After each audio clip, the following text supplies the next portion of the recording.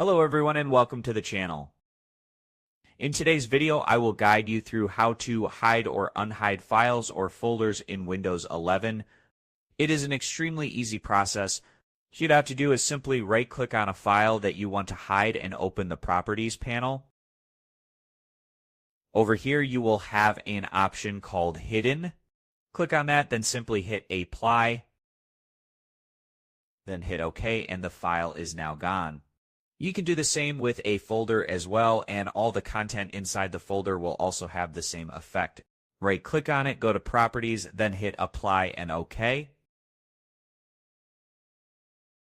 Just like that, you were able to hide a file and a folder in Windows 11. Now let me show you how to get them back.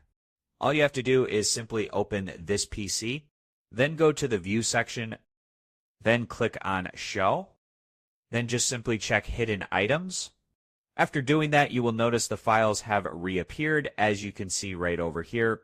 To make them visible permanently, highlight both of them, right-click Properties, uncheck the Hidden option, then click OK. Just like that, they are back to default. So that's it. If this video was helpful, please consider subscribing and liking the video.